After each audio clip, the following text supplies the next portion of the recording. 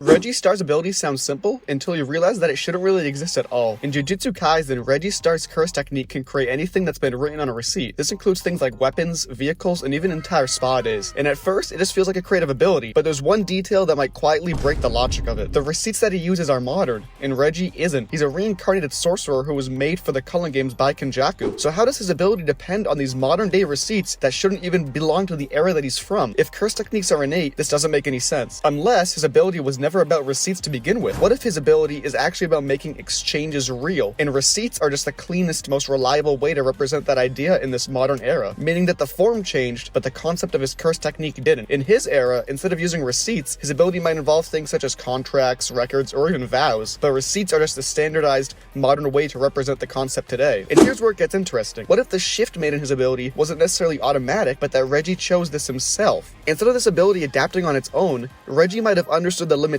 of it and refined it in this modern-day receipt form factor. So this ability doesn't necessarily break the curse technique system, it just shows how far someone can push it.